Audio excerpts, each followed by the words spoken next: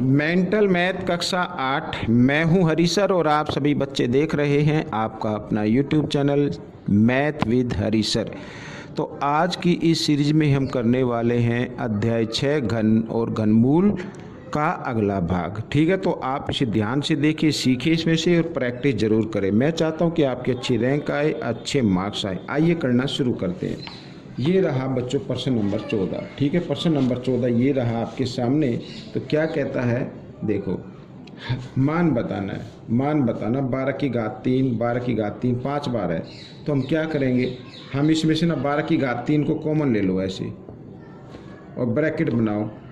तो ये कॉमन आ गया, यहाँ पर क्या बचा, फिर कुछ नहीं बचा। तो एक बचा, 1 जमा 1 जमा 1 जमा 1 जमा 1, ये बचा। ठीक है, अब 12 की घात 3, 12 को 3 बार गुणा करना है या 12 का घनमूल निकालना है। ठीक है, 3 बार कर लीजिए। 12 का वर्ग कितना होता है, 144 होता है। यानी 12 गुणा 12 गुणा 12 ऐसे करेंगे तो 12 को 12 से करेंगे तो 144 आएगा। 144 को 12 से फिर कर देते हैं। 12 चौक 48 का 8 का हासिल 4, 12 चौक 48 और 4 52 हासिल 5, 12 कम 12 और 5 17, ये आ जाएगा। ठीक है, तो यहाँ कितना आ गया 1728 और गुणा, और इनको भी जमा कर लो। 1, ठीक है, 1 1 1 कितना हो गया, 5 हो गया। अब 5 इसकी गुणा कर दो, आपका उत्तर आ गया 5 अट्ठे 40, 40 की 0 हासिल 4, 5 दूनी 10 और 4 14 हासिल 1, 5 सत्ते 35 और 1 36 का 6 का हासिल 3, 5 एकम 5 और 3 8, ये आपका उत्तर बन गया। तो इस तरीके से करना था। आइए करते हैं प्रश्न नंबर 15। क्या कहता है प्रश्न नंबर 15, भी आसान है बच्चों, देखो क्या। ठीक है, प्रश्न नंबर 15 मान बताना है। अब मान बताना, अब ध्यान से देखो, यहाँ पर आधार एक जैसे हैं, आधार एक जैसे, बीच में गुणा का निशान है। जब कभी भी आधार एक जैसे हो, बीच में गुणा का निशान हो, तो उनमें से एक आधार ले लेना है और उनकी घातों को जमा कर देना है। क्यों? क्योंकि जब आधार एक जैसे होते हैं, ये फॉर्मूला होता है बच्चों, x की घात m गुणा x की घात n। ठीक है, तो इसका मतलब होगा x की घात m जमा n। ठीक है, गुणा में आधार एक जैसा होते हैं और बीच में गुणा का निशान हो तो घातें जमा हो जाती हैं। ठीक है, अब इनकी घातों को जमा कर दो। तो 32 और ये 4 कितना हो गया, 36 हो गया है। तो 36 ले ले घटा 34, इस तरीके से। ठीक है, तो 7। अब बच्चों 36 में से 34 घटा दो, कितना आएगा, 2 आएगा। तो 7 की घात 2, 7 की घात 2 का मतलब 49। 7 को 2 बार गुणा करें तो 49 ही इसका मान आ गया। ठीक है, प्रश्न नंबर 16 क्या कहता है, देखो ये भी बिल्कुल आसान है। अब लिखा 9 की घात x जमा 9 की घात x जमा 9 की घात x। तो आपको क्या करना है, 9 की घात x कॉमन ले लेना है और यहाँ पर क्या बचेगा, 1 जमा 1 जमा 1, इस तरीके से। ठीक है, बराबर, और 1 और 243 के अगर आप गुणनखंड करें, इसके गुणनखंड कर लीजिए इस तरीके से। जब आप गुणनखंड करेंगे ना तो 3 की घात 5 आ जाएगा, यानी 3 5 बार आएगा। ठीक है, इस तरीके से। अब क्या करना है, अब करना है इस 3 को ना क्या करना है, इस ये जो 9 है, 9 को 3 की घात में बदल देना है। तो 3 की घात 2, ठीक है, और ये x यहाँ पे लगा दीजिए और गुणा का निशान, और 1 2 3 3 लिख सकते हैं ऐसे, बराबर 1/3 की घात 5। ठीक है, अब देखो आधार एक जैसे हैं, आधार एक जैसे हैं ना, और बीच में गुणा का निशान है। तो हम क्या करेंगे, इनमें से एक आधार लेंगे और घातों को क्या कर देते हैं, जमा। भी इधर कोई घात नहीं लिखी हो तो इधर 1 लिख लेते हैं। क्या लिख लेते हैं, 1 लिख लेते हैं। तो क्या हो जाएगी, घातें जमा हो जाएंगी। तो 2x जमा 1 ये आ जाएगा। ठीक है, और बराबर, अब इसका रेसिप्रोकल कर दो। ये संख्या का क्या कर दें, रेसिप्रोकल कर दें।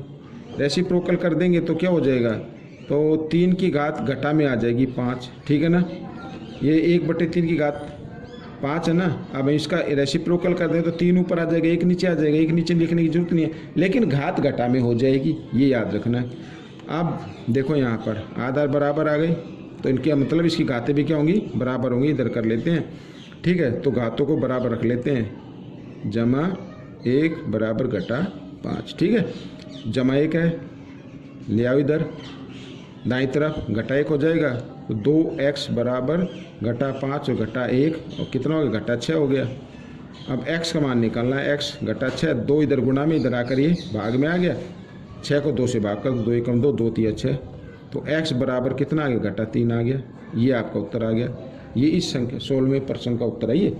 ठीक है, अब देखो प्रश्न नंबर 17 क्या कहता है। 1 और 1000 के बीच कितनी पूर्ण घन हैं, कितने पूर्ण घन हैं। जैसे 1 का घन कितना होता है, 1 होता है। 2 का घन कितना होता है, 2 का घन 8 होता है, ठीक है। 3 का घन कितना होगा, 3 27 होगा। ऐसे ही बताना है।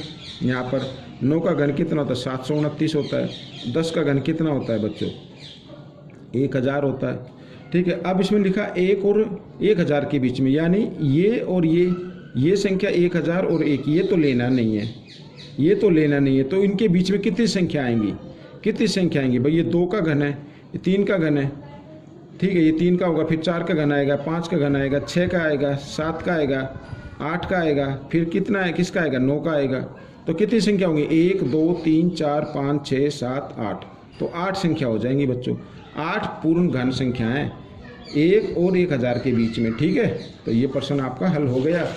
प्रश्न 18, ये देखो प्रश्न 18 क्या कहता है, किसी घन का आयतन 729 घन सेंटीमीटर है, ठीक है। इसके एक फलक का क्षेत्रफल बताना है। अब मैं आपको बताता हूँ, देखो ये थोड़ा मैं बनाने की कोशिश करता हूँ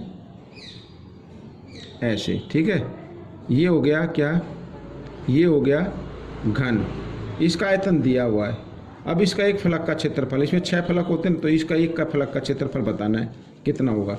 तो क्षेत्रफल तो तभी बताएंगे ना जब घन की भुजा की लंबाई पता होगी। तो घन की भुजा की लंबाई घन के आयतन से निकाल लेंगे, ठीक है। आइए निकालते हैं। घन का आयतन दिया हो ना, तो माना घन की भुजा, माना घन की भुजा बराबर x सेंटीमीटर, ठीक है। घन का आयतन अगर निकाले तो क्या होगा, घन का आयतन क्या होगा, x की घात 3, ये हो जाएगा आयतन। लेकिन दिया हुआ आयतन कितना, 729, तो दोनों को क्या कर देंगे, बराबर रख देंगे ऐसे, ठीक है। अब ये घन इधर आकर घनमूल में बदल देते हैं इसको इस तरीके से। 729 का घनमूल आपको मालूम है कितना होगा, 9 होगा। तो x बराबर क्या आ गया, 9 आ गया, 9 सेंटीमीटर इसको लिखेंगे। तो भुजा की लंबाई कितनी आ गई, 9। तो एक फलक, क्योंकि घन की सभी भुजाएं बराबर होती है तो ये वर्गाकार होगा, ठीक है। तो एक फलक का क्षेत्रफल क्या होगा, मैं लिख देता हूँ, घन के एक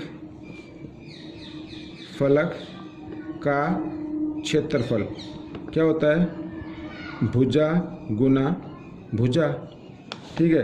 तो 9 गुना 9 ये आ जाएगा, 9 9 81 ये आ गया।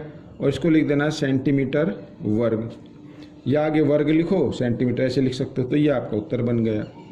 प्रश्न नंबर 19 क्या कहता है, देखो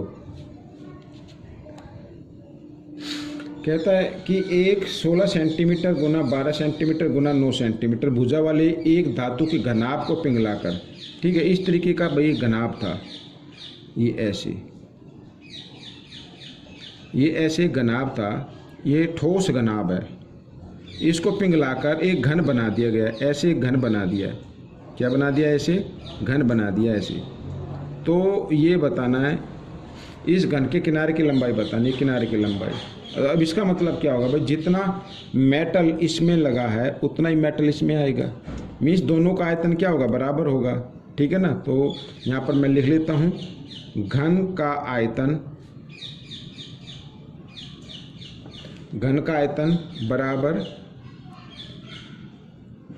घनाभ का आयतन, ठीक है, बराबर होगा घन का आयतन। माना घन की भुजा की लंबाई, यहाँ पर मान लेते हैं, माना घन की भुजा की लंबाई